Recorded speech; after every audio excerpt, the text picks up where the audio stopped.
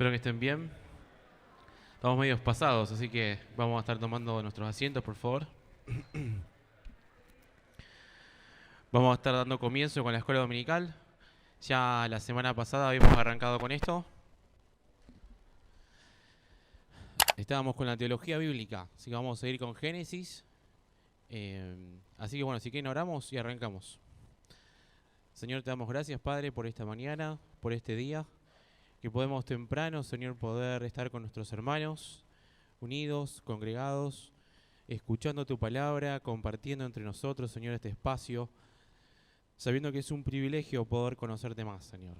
Sabemos que este es el propósito de nosotros, de nuestra iglesia, poder conocerte más, Señor, crecer en gracia, misericordia, en conocimiento perfecto, pleno de tu voluntad.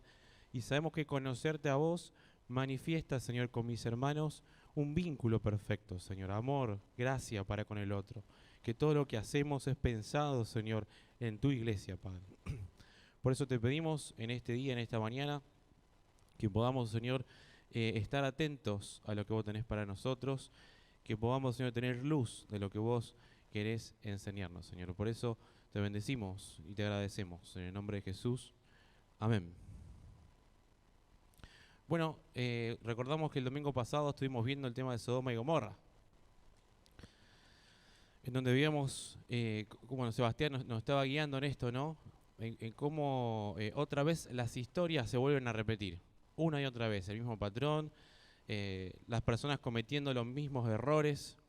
Entonces vemos que el autor, en la narrativa, comienza, a medida que van avanzando estas historias, comienzan a repetirse una y otra vez las mismas cuestiones. Entonces, de pronto, el detenernos un poco más en cada historia y no leerlo tan rápido como solemos hacerlo por lo general, y empezar a encontrar esas perlitas que hay en cada momento en el relato, nos ayuda a entender por ahí cuál es el propósito, que tal vez es un poco más profundo de lo que nosotros veníamos viendo. Y todo el año pasado estuvimos haciendo este ejercicio, donde hemos podido, por gracia del Señor, ver, ¿no es cierto?, las cosas que nos han querido mostrar. Así que hoy en el capítulo 20 vemos que luego de Sodoma y Gomorra todo vuelve a comenzar. Un nuevo comienzo se llama el título de hoy. Pero antes de ver el capítulo 20, vamos a repasar un poquito el final del capítulo 18, en donde ustedes se acuerdan que hay una conversación entre Dios y Abraham. Porque en el 18:1 dice que después se le apareció Jehová en el encinar de Mamre, estando él sentado a la puerta de la tienda, en el más intenso calor del día. Y en el final, el 18, el versículo 33, dice, y cuando Jehová acabó de hablar a Abraham, se fue, y Abraham regresó a su lugar. O sea que en todos estos versículos, estos 33 versículos que vemos acá, el autor nos está queriendo dejar algo, un mensaje, de que en el medio hay una conversación entre Dios y Abraham. Es interesante que una vez estuvimos observando que en el versículo 1, no sé por qué el autor quiere decirnos cuál es el espacio físico. ¿Se acuerdan que veíamos esto el año pasado? ¿En dónde está ahí teniendo la conversación? Bien, encinar de Mamre, en un encinar. ¿Se acuerdan qué es un encinar? Muy bien, una arboleda. Entonces el autor nos está queriendo decir, che, no sé si te suena, no sé si te hace referencia a algo, ¿no? ¿Qué es una arboleda? Espacio. Eso nos hacía acordar que es muy parecido al espacio que veíamos en el huerto del Edén, ¿no? Entonces decíamos, cómo el autor está queriendo demostrar que Dios está queriendo tener una relación con el hombre constantemente. Y en esta charla vemos cómo Dios condesciende con Abraham y trata de tener una relación de amistad con él. Se habla de una comida, vemos que Dios le cuenta un secreto a Abraham. Y en ese momento, nosotros ahora que vemos en el 23, no nos vamos a montar mucho porque esto ya lo vimos, pero queremos ver esto cuando pareciera que Abraham comienza a regatear. Pero dice entonces, acercándose al versículo 23, Abraham dijo, quizás haya 50 justos. Ah, no, perdón, el 23 era. Entonces, acercándose a Abraham, dijo, ¿destruirás al justo con el malvado? ¿Ven? Abraham comienza a preguntarle a Dios, ¿es justo que toda la ciudad sea destruida? ¿Eso es normal? Si hay justos en el lugar. Entonces, Saltemos al 26. Y dijo Jehová, si hallo en Sodoma 50 justos en la ciudad, entonces perdonaré a todo el lugar por causa de ellos. ¿Cuál era el trabajo de Abraham frente a Dios acá? ¿Qué está haciendo Abraham en esta conversación, en esta oración y en esta charla? Intercediendo. Eso es lo que está haciendo Abraham. Está intercediendo. Y la pregunta que nos hacemos es, ¿por qué barra, por quién barra, por quiénes estará intercediendo Abraham? ¿Qué se les ocurre? Algo lo vimos la semana pasada, ¿no? Por los que sufren violencia, muy bien. ¿Qué más?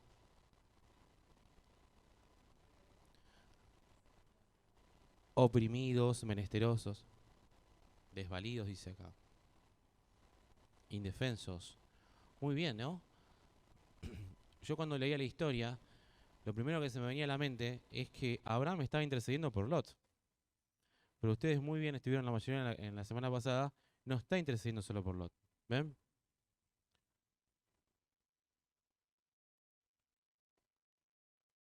Está, muy bien. Está destruyendo al justo por el malvado, dice acá el hermano. Entonces, ahora bien, la pregunta que nos hacemos ahora, como ya que estamos muy avanzados y muy bien, es, o sea que solo Abraham está intercediendo por los que lo que están sufriendo injusticia o por alguien más. ¿Qué se les ocurre? ¿Qué dice el texto? Vayamos al texto. 26 estábamos leyendo. 18-26. Y dijo Jehová, si hallo en Sodoma 50 justos en la ciudad, entonces perdonaré. ¿A qué dice acá? A todo, a toda la ciudad, o depende de qué versión, a todo el lugar por causa de ellos. ¿Qué querrá decir todo el lugar? O toda la ciudad. ¿Está hablando de un espacio físico de la tierra? ¿Está hablando de... ¿De qué? A todos los habitantes, dice Carlos. ¿Y quiénes serían todos los habitantes? Todos. Justos, los injustos, el sobrino de Lot, etcétera, ¿no? O sea, están incluidos todos. Entonces, ya ahí toma otro color, pareciera, ¿no? O sea, uno primero piensa, bueno, pareciera que estuviera intercediendo por su sobrino. Después dice, bueno, no, también por lo que estaban clamando, porque Jehová en la charla dice que un clamor llegó hasta mí, por eso él está viendo esto si es así, dice, no la narrativa. Pero de pronto acá Dios está diciendo, dice, si hay 50 justos, entonces perdonaré a todos. ¿Ven? Y fíjense el 27. Respondió Abraham y dijo, en verdad, aunque soy polvo y ceniza, ahora que me ha atrevido a hablar mi Señor, quizás falten 5 de los 50 justos. ¿Destruirá acaso por 5 a toda la ciudad? ¿Ven? Otra vez la ciudad. Y dijo, no la destruiré si hallo allí 45. ¿Cómo se presenta Abraham ante Dios, según este versículo?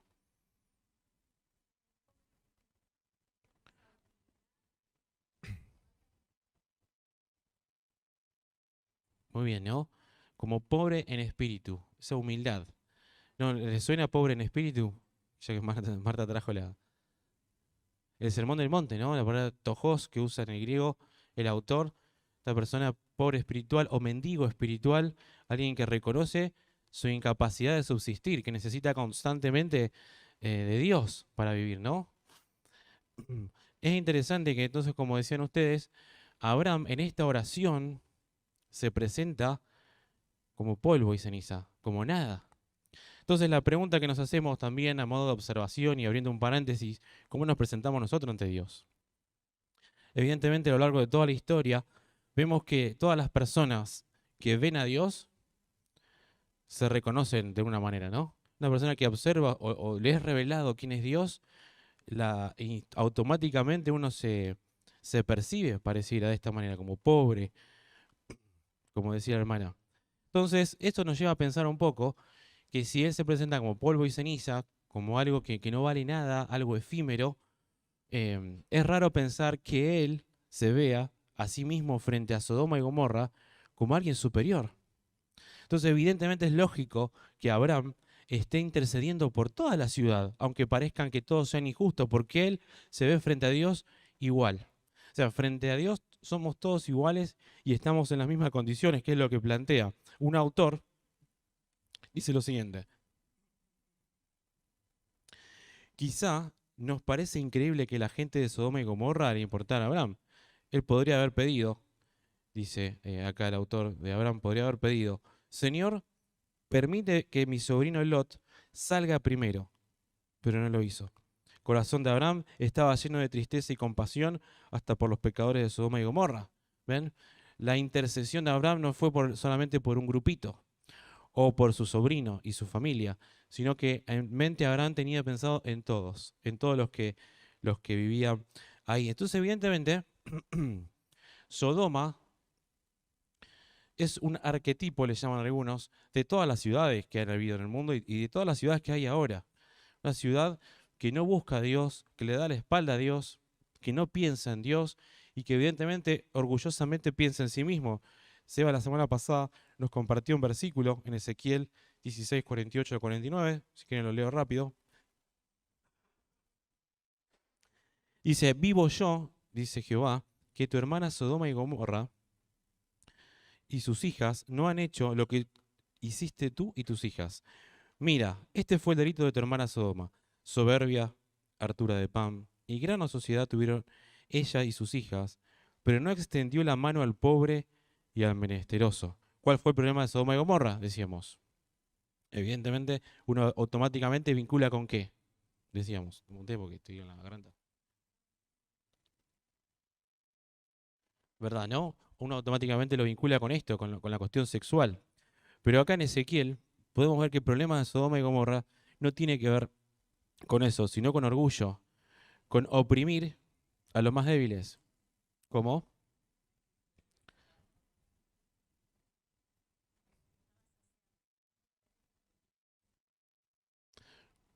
¿Por qué se estaban hartos de pan? ¿Por qué estaban tan llenos de pan? Porque no lo compartían.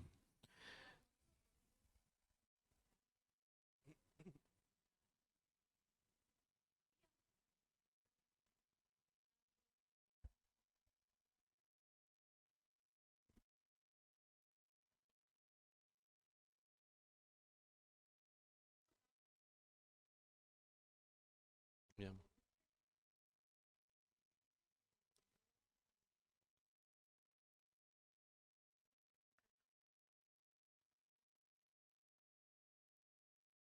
Bien.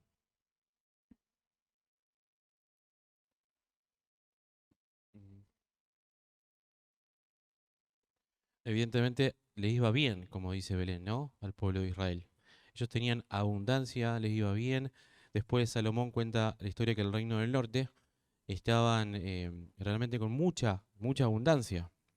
Si tuviéramos que analizar algún libro del Antiguo Testamento que hable de esto un poco más específico, de cómo estaba el corazón de Israel respecto a lo social, a cómo compartían, a su abundancia, como recién decía Belén, tendríamos que ir al libro de Amós. Vayamos ahora al libro de Amós, el capítulo 2, en donde vemos que Israel no es muy distinta a Sodoma. Es interesante cómo el profeta este Amós, un profeta que era pastor de bueyes, y Dios lo llama. Y vayamos al capítulo 1 y veamos cómo Dios habla por medio del profeta y expone la situación de Israel.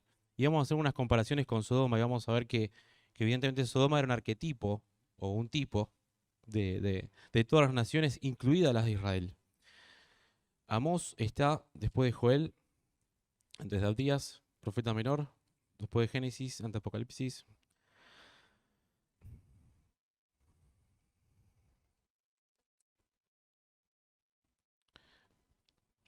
Bien, leo Amós 1 y vamos a hacer un salpicón de versículos para ver lo que el profeta está diciendo. Dice, palabras de Amós, versículo 1, capítulo 1, versículo 1 de Amós. Palabra de Amós, uno de los pastores de Tecoa, visión que tuvo sobre Israel en los días de Usías, rey de Judá, y en los días de Jeroboam ben Joás, rey de Israel, 2 años antes del terremoto. Probablemente hubo un terremoto. En Zacarías aparece esto. Dice versículo 2.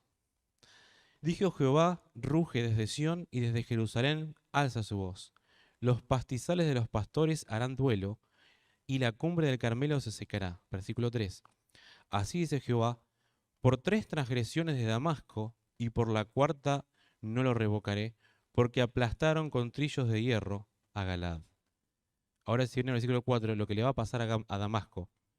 Enviaré un fuego sobre la casa de Hazael, que devorará los palacios de Ben-Hadad. Acá vemos una situación, esta profecía es para el reino del norte, lo que se llama Israel. Recuerdan que después de Salomón se divide el reino del norte y el reino del sur. Esta profecía es para el reino del norte. Amós es contemporáneo de Isaías, Jonás y Oseas. Dice acá, imagínense Amós hablando. Amós diciendo, hay un mensaje por parte de Dios. Y acá arranca la profecía con Damasco. Dice el propósito por el cual va a mandar juicio a Damasco y después dice lo que le va a hacer a Damasco. Y si vamos al versículo acá 6, habla de Gaza. Después versículo 9, de Tiro. Versículo 11, de Dom. Versículo 13, Amón. Después el capítulo 2, versículo 1, Moab. Capítulo 4, Judá. Y versículo 6, Israel, del capítulo 2. Entonces, vemos que lo que está haciendo Dios a través del profeta Amós es darle un juicio o decir qué es lo que va a pasar en cada una de las naciones vecinas de Israel. Entonces hace Damasco, Gaza, Tiro, Edom, y hace todo como un círculo, como que está rodeando todo a Israel. Imaginen ustedes cuando están el pueblo escuchando la profecía de Amós, diciendo, wow, qué Dios poderoso que tenemos, y qué malas que son las naciones vecinas, es lo que ellos pudieron haber estado pensando. Hasta que después llega Judá, que es el reino del sur, y sorprendentemente, bueno, se acuerdan que siempre hubo enemistad entre los dos reinos. Pero el punto y el problema comienza cuando la profecía va y alcanza a Israel. Es interesante porque en el versículo 6 vemos del 6 al 16 todo lo que Dios va a hacer con ellos. De pronto en las otras naciones solamente son 2 o 3 versículos. Dice, por 3 transgresiones, Damasco, por cuarta no revocaré. Es una figura literaria del autor queriendo decir, a tal ciudad o tal nación hizo esto. Bueno, seguro le va a venir tal juicio. Seguro. Otras versiones más o menos dicen así, seguramente viene un juicio o algo por el estilo. Pero solamente son 2 o 3 versículos donde dice, Damasco hizo esto, entonces va a tener fuego. Edom hizo esto, entonces va a tener fuego. Y así, ¿no? Gaza hizo esto, que es la región de los filisteos, entonces también va a tener fuego. Le sonará el fuego, ¿no? Juicio. Pero acá, cuando llega a Israel, de pronto vemos 10 versículos que hablan de ellos. Y fíjense lo que dice el 6. Leamos. Así dice Jehová, por 3 transgresiones de Israel y por la cuarta no la revocaré, porque venden al justo por plata y al necesitado por un par de sandalias. Vamos a ver ahora de a poquito cómo se va asemejando Israel a Sodoma. Vamos a ver que no hay mucha diferencia en esta nación.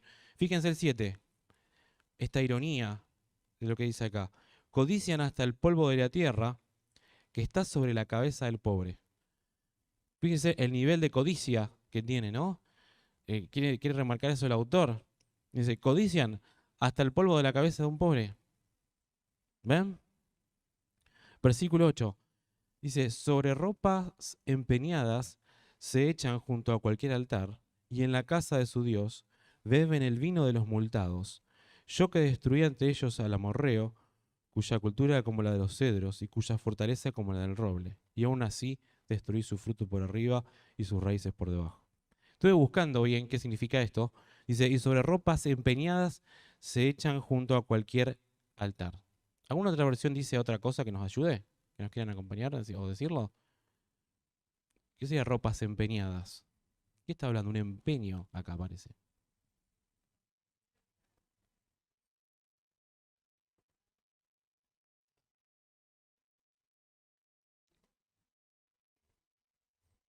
Bien, fíjense, acá está hablando como forma.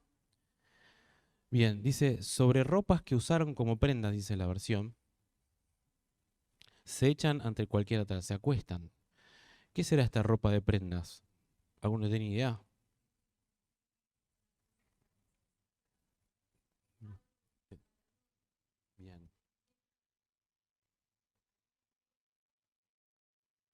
Bien, es por ahí, ¿no? Una ropa.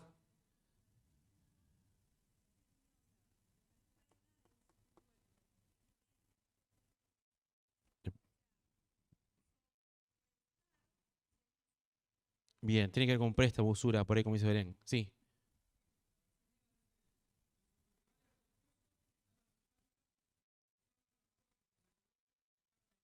perfecto. ¿Esa qué versión es? Ah, muy buena, la preferida de Becky. Es muy buena traducción, ¿eh? Bien, en la NTV, ¿me lo repetís al final otra vez?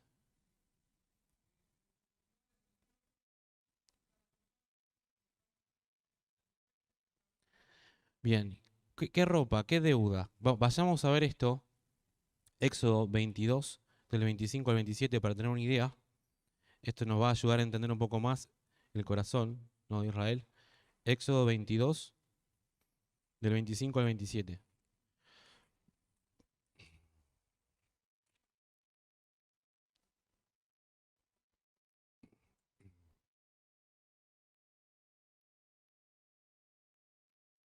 Fíjense lo que dice. Estamos hablando de leyes, ¿no? Dice, si prestas dinero a mi pueblo, al pobre que está contigo, no verás usurero con él, ni le impondrás interés. ¿Ven? Si tomas en prenda el manto de tu prójimo, se lo devolverás a la puesta del sol, pues el manto para su piel es su único cobertor. ¿En qué se ha de acostar? Y si clama a mí, sucederá que yo escucharé, porque soy misericordioso. ¿Qué pasó acá? ¿De qué está hablando acá? Acá está hablando de prestar, ¿no? Ahora está diciendo acá la ley, Moisés. Dice, si un pobre te pide prestado algo, vos no le vas a cobrar interés. Pero a su vez, la persona que está prestando necesita una garantía. Pero el pobre, lo único que tiene es un cobertor. Es la única manta que se usa para tapar y para dormir. Entonces, toma eso como garantía, pero cuando caiga el sol, cuando se venga la noche, ¿qué día hay que hacer? El que tomó la garantía. Devolverlo. ¿Ven? ¿Por qué? Porque no tiene con qué taparse. Dice, y este es interesante como dice acá. Dice, y si clama a mí, porque en caso que no se devuelva, esta persona va a orar a Dios. Dice, yo escucharé, porque yo soy misericordioso. ¿Ven? Ahí. Muy bien. Ese es el clamor que sube, ese clamor que Dios escucha, ¿no? Ese clamor de personas que están viviendo injusticias, de otro que se quiere imponer sobre el más débil. Veamos otro texto, Deuteronomio 24, que también hace alusión a esto. Y ya vamos terminando con esta parte. Deuteronomio 24, del 10 al 12.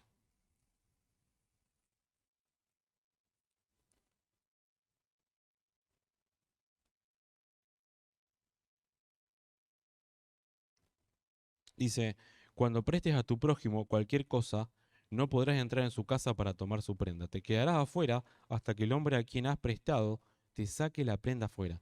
Y si el hombre es pobre, no te acostarás reteniendo aún su prenda.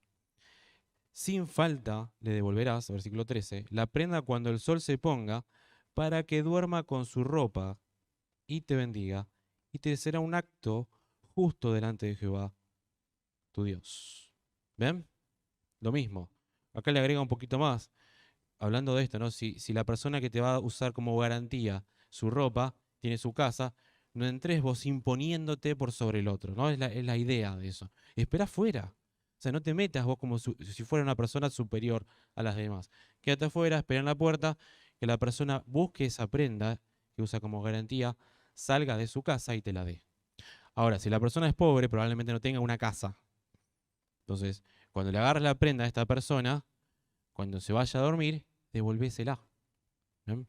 ¿Ven esta idea de ley pensado, como veníamos hablando hace un tiempo, en las relaciones? Ahora un paréntesis. Sabemos que la ley no es la idea de la ley estar cumpliendo, yo tengo que cumplir tal o cual cosa, sino que la ley fue diseñada expresando el carácter de Dios que se manifiesta en relaciones, ¿no? Nuestra relación con Dios y con los demás.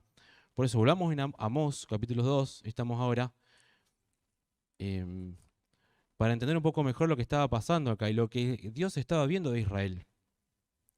Versículo 8 del capítulo 2, hemos leído que dice, y sobre ropas empeñadas se echan junto ante cualquier altar.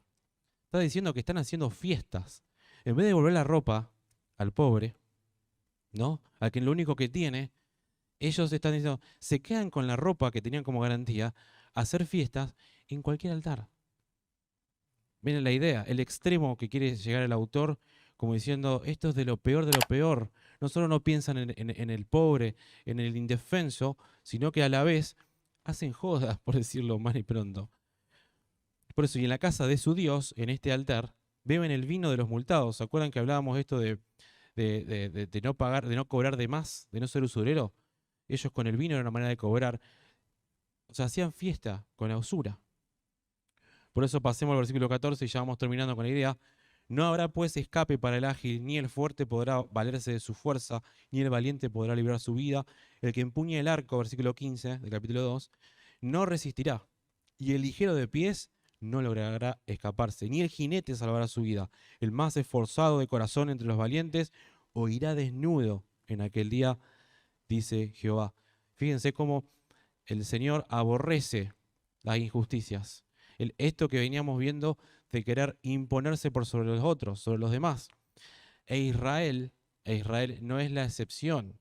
Israel pensaba que iba a pasar el juicio, que Amós iba a estar hablando solamente de Damasco, de Edom, de Moab, pero no entendía que ellos son iguales, que somos todos iguales. ¿Ven?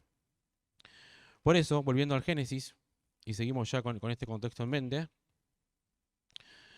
estamos en el Génesis 18, vemos que lo que hace Abraham es presentarse como polvo y ceniza, no como alguien mejor que Sodoma.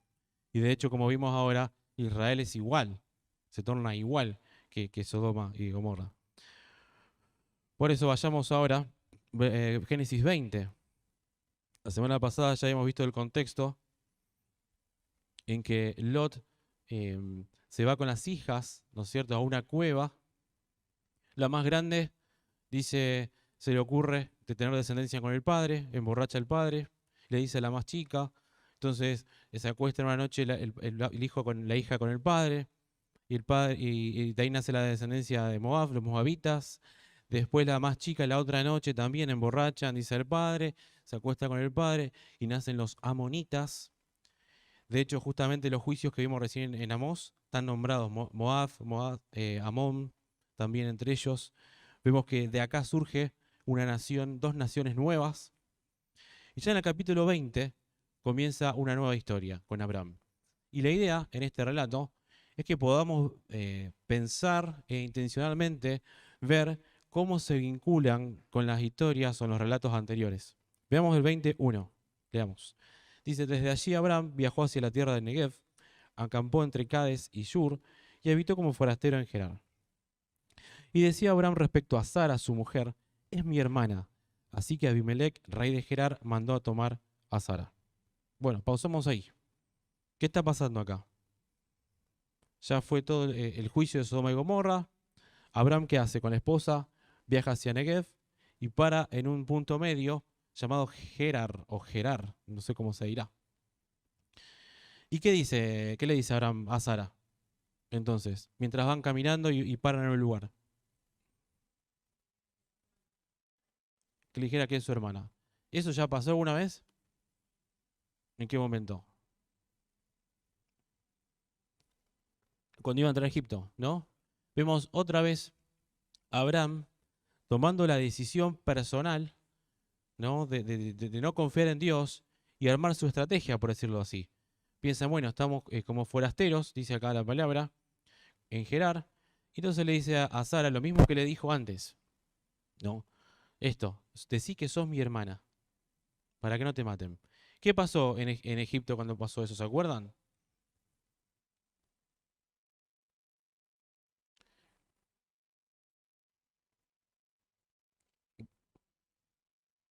Vayamos al capítulo 12, miren. Veamos un repasito. Versículo 13. Veamos 12:12 para entender mejor el contexto. Sucederá que cuando te vean los egipcios dirán, esta es su mujer, entonces me matarán a mí y a ti te dejarán vivir. Te ruego, di que eres mi hermana, para que me traten bien por causa tuya y así por tu favor salve mi vida. ¿Ven? Repite lo mismo. ¿Cuál es la consecuencia de esto? ¿Positiva o negativa? Negativa. ¿Por qué? Ahí está. Negativa dice Marta porque Dios hirió con plaga en el versículo 17. Pero el asunto de Sarai, mujer de Abraham, Jehová afligió a Faraón y su casa con grandes plagas. ¿Ven la idea? Entonces, estamos viendo un patrón que se está repitiendo desde el huerto, ¿no? Acá vemos que Abraham toma su propia decisión de obrar conforme a su propia sabiduría, podríamos decir, y ya que vinculamos y hacemos referencias, porque el autor constantemente a lo largo de Génesis está haciendo referencia a esta idea de tomar del fruto de la ciencia del bien y el mal o del árbol de la vida. De mi propia sabiduría, tomar lo que yo creo que es mejor para mí, o de la sabiduría de Dios, vemos que acá en Egipto Abraham toma de su propia sabiduría, no confiando en Dios, y eso trae plagas, maldiciones. ¿Ven? Acá en este caso, volviendo al capítulo 20 estamos, vamos a ver que pasa algo parecido. Abraham repite el mismo patrón de no confiar en Dios, y vemos cómo el autor en este relato intenta demostrar que pasa lo mismo. Faraón con Abraham dice, ¿qué hiciste? ¿Qué es esto? Vamos a ver que Abimelech también pasa lo mismo con Abimelech porque también le está viniendo algo malo, ¿no?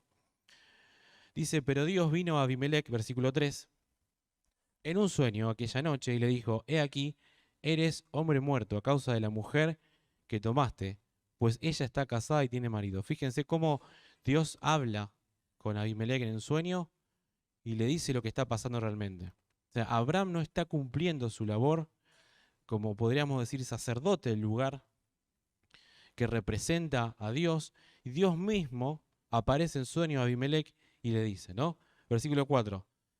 Pero Abimelech, que no se había llegado a ella, dijo entonces, Señor, ¿matarás también a gente inocente?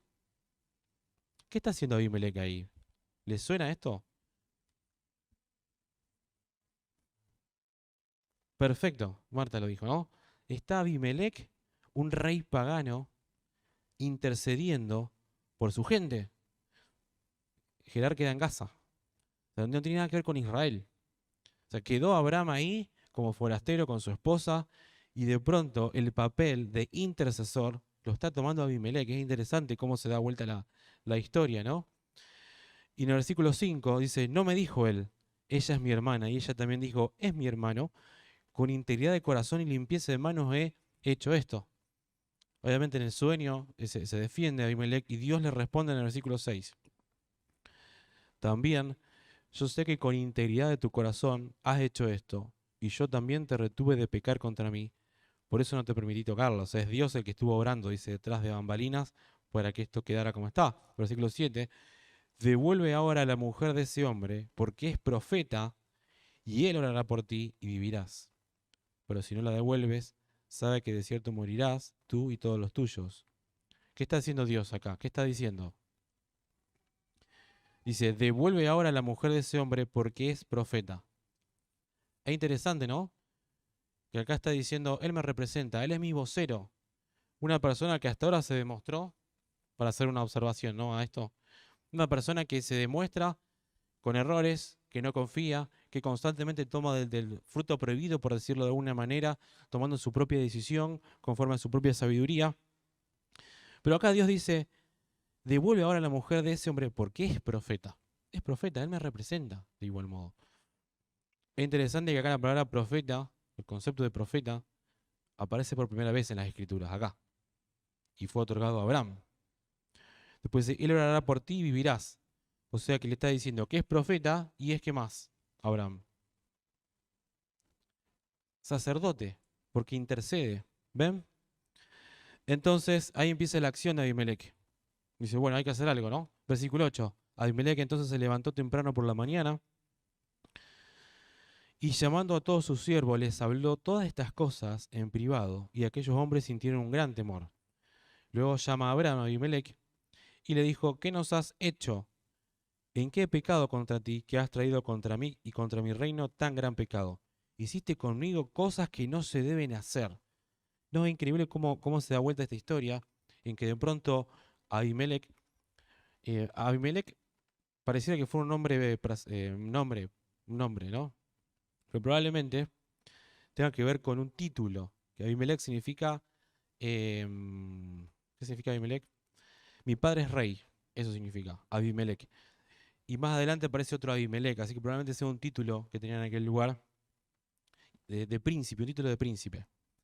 Y acá es interesante porque este príncipe, o podríamos decir rey, príncipe, aquel que está gobernando el lugar, le está marcando el camino a Abraham y le está diciendo, ¿por qué hiciste tan gran pecado? ¿Ven? No tenías que haber hecho esto. Es alguien pagano, un rey pagano, un príncipe pagano, le está diciendo a Abraham y lo está corrigiendo a Abraham. ¿Ven? Cómo se dio vuelta la historia. Y hay una cuestión cultural también, porque uno se pregunta, ¿por qué es pecado para este hombre? ¿Por qué será pecado esto que hizo Abraham de mentir, de que era la hermana? Y no solo eso, sino que casi se acuesta con la hermana de Abraham cuando era su esposa. ¿Por qué lo verán mal? ¿Se le ocurre algo? ¿Por qué Abimelech, alguien pagano, dice, no, casi cometés un gran error? ¿Cuál habrá sido el análisis de esta persona?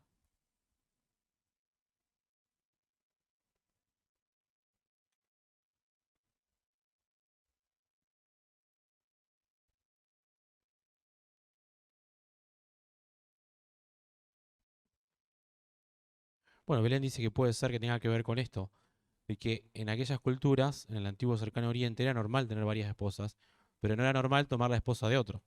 ¿Ven? Puede ser por ahí. En aquel tiempo ya existía un código civil conocido, que lo que estudian abogacía, algunos doctores sabrán en ley, que se llama el Código Hammurabi.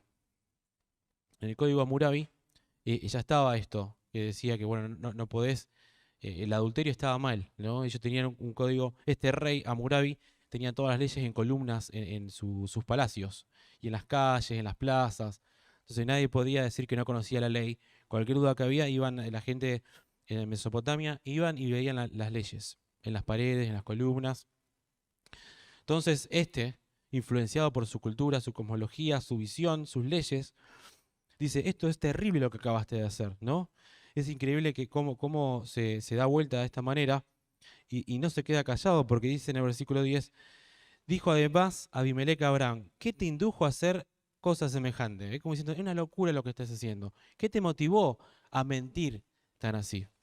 Y acá se viene algo que está muy bueno, que yo lo llamaría las tres excusas de Abraham. Abraham se empieza a excusar. Bien, ahí está. Esa es una de las excusas que va a decir Abraham, ¿no? En la segunda de las excusas es, no, pará, tampoco te metí tanto, como dice Carlos. Tam- Era media mentira, o sea, no exagerés.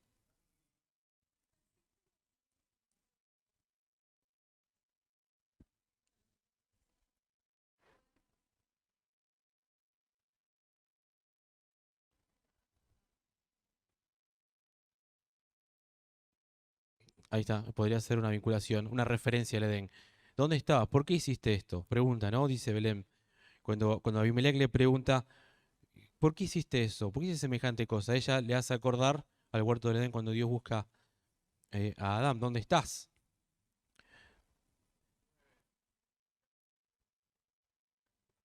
Bien. Ahí dice Martín que es la misma frase en el hebreo, ¿no? Ahí está, muy bueno. Ahí tenemos un ejemplo que nos vincula. La misma palabra se repite. ¿Qué hiciste? Muy bien. Versículo 11 empieza entonces las excusas que nos va a ayudar también a vincular con las historias anteriores y con el Edén. Dice, versículo 11, respondió Abraham, porque me dije, ciertamente no hay temor de Dios en este lugar, y me matarán por el asunto de mi mujer. ¿Ven? La primera excusa. ¿Cuál es la excusa entonces? No sé, yo mentí o obré de esta manera porque no hay temor de Dios. ¿Ven? Excusándose. Muy bien. Ahí dice hermana que segundo.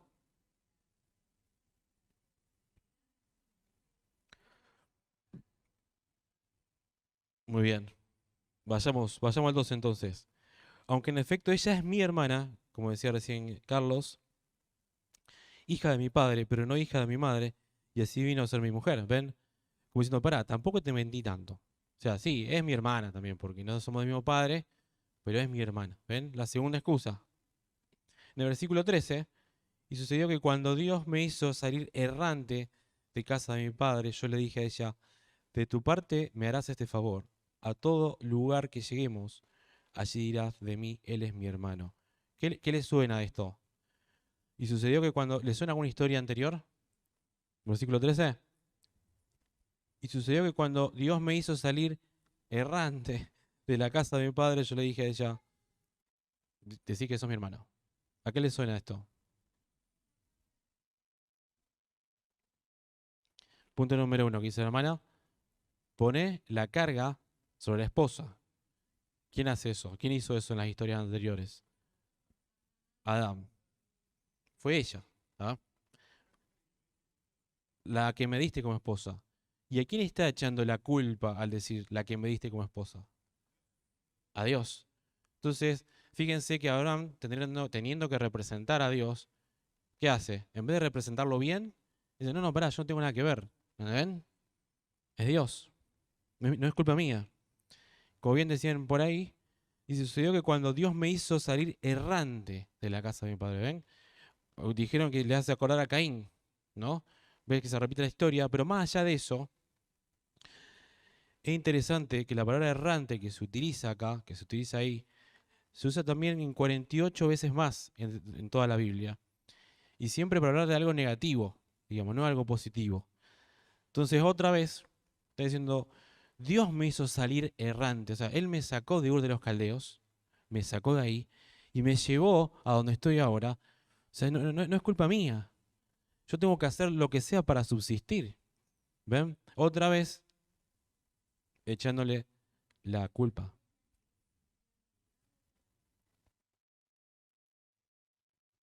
Tal cual. Como dice Marta, su propia sabiduría, sus propias estrategias. Abraham una y otra vez buscando o pensando, viste, que él es mejor, ¿no? En-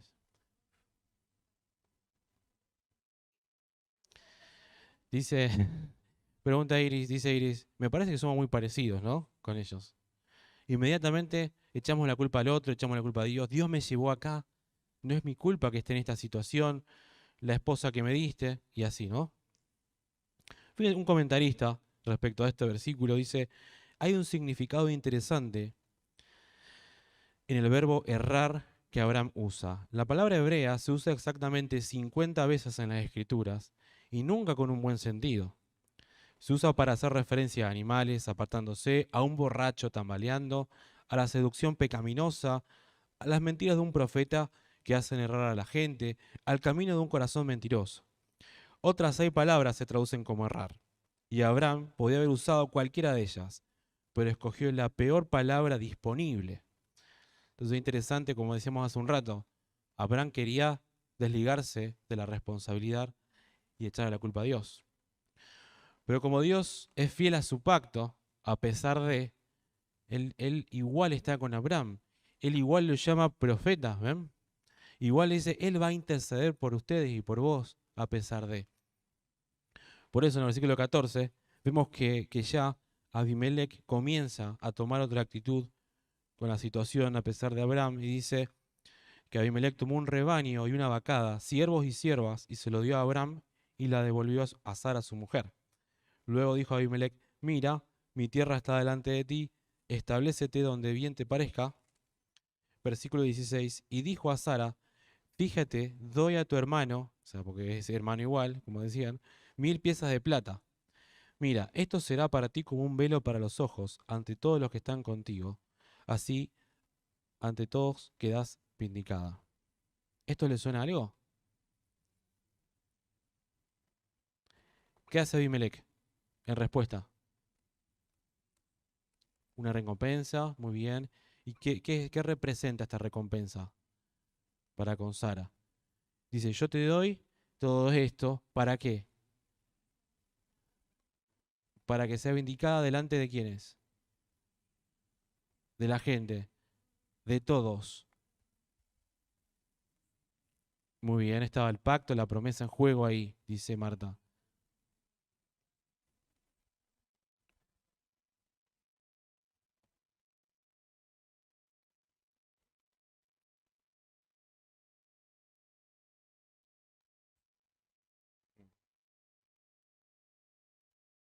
Un dinero que es para una dote se paga también, ¿no? Como dice ella.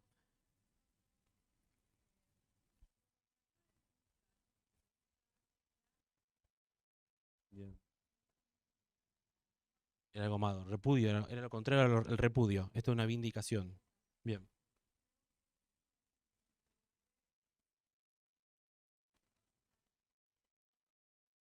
¿Cómo honrarla? Muy bien.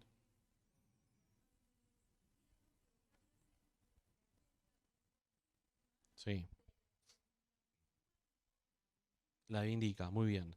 ¿Y por qué la vindica? ¿Ante los ojos de quién? De todo Gerar, ¿no? De una ciudad que es, ¿verdad? ¿No le suena esto a algo? Y también, yo cuando lo veía me sonaba a algo, ¿no? En otras historias. Dice, le pone algo, un velo, una marca, para que los demás,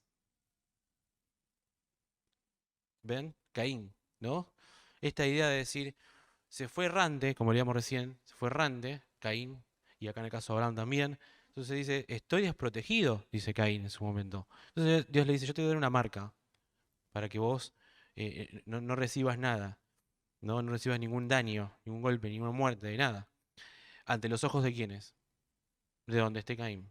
Acá pasa la misma historia, ¿no? Doy a tu hermano 1000 piezas de plata, mira esto te será para ti como un velo para los ojos ante todos los que están contigo. Así ante todos quedas vindicado. ¿Ven la idea? Otra vez repitiéndose lo mismo, el autor queriendo demostrar patrones del hombre, errándole una y otra vez, y Dios mostrando su gracia, su misericordia, queriendo vincularse con los demás. Entonces aparece Abraham de nuevo, tomando ese papel que venía perdiendo, que no estaba tomando, de sacerdote, de intercesor, de profeta. ¿Y qué dice en el versículo 17? Otra vez vemos a Abraham en eso, ¿no? Y Abraham oró a Dios, y Dios sanó a Abimelech y a su mujer y a su sierva, las cuales tuvieron hijos, pues Jehová había cerrado por completo toda matriz de la casa de Abimelech por el asunto de Sara, mujer de Abraham. ¿Ven otra vez lo mismo? Abraham presentando a su esposa como hermana, una media verdad, obviamente. Entonces, esa decisión de Abraham de tomar de su propia sabiduría, del fruto equivocado, trae, ¿no es cierto?, este dolor, como dice en el Génesis. Dice acá, toda matriz fue cerrada, no daba fruto. Y acá Abraham otra vez intercediendo y volviendo, acomodando todas las cosas en su lugar. Pero bueno, evidentemente a lo largo de toda la historia, ya vamos terminando, vemos esto, ¿no? Estos hombres que parecen que va bien y una y otra vez cae. No, hay algo. En este caso vemos a Abimelech que parecía que tenía mejor las ideas en su cabeza, ¿no? Y a Abraham vemos siempre excusándose. No, pero Dios, no, pero la mujer, no, pero... Y se supone que representa a Dios en el lugar donde está, ¿no? Pero una y otra vez vemos entonces en los relatos de estos errores que cometen y que cometemos cada uno de nosotros. Entonces cada vez que vamos a un personaje de la Biblia, y claro que nos identifica. Somos, como decía Iris recién, nos identifica a nosotros porque somos estas personas que echamos la culpa a Dios, ¿no es cierto?, ante cualquier circunstancia, echamos la culpa al otro, es más fácil. Pero así todo, Dios que es fiel a su nombre, a su pacto, una y otra vez vuelve a atraernos, como en el caso de Abraham, listo, bueno, intercede, orá, y nos vuelve en amor, ¿no es cierto?, a unir, hasta que llega un intercesor que es perfecto, que ese es Cristo, ¿no? Aquel que sin mancha, sin pecado, como dice 2 Pedro, 1 Pedro capítulo 2, dice que no hay mentira en su boca, él vino otra vez a unir lo que nosotros separamos. Así que oramos y damos por terminada la escuela bíblica. Señor, te damos gracias, Padre, por, como decíamos al principio, por este tiempo, por este espacio que podemos conocerte más, conocernos a nosotros mismos, este corazón que tenemos egoísta, Señor, un corazón que busca siempre lo suyo propio, Un corazón que enseguida quiere echarle la culpa a los demás de la situación actual nuestra, pero sabemos que a pesar de eso, tu amor, tu gracia, tu misericordia nos atrae, Padre. Por eso te pedimos una vez más que podamos ver por medio de tu amor y tu gracia esta verdad en nuestras vidas, Señor. Te bendecimos en el nombre de Jesús. Amén.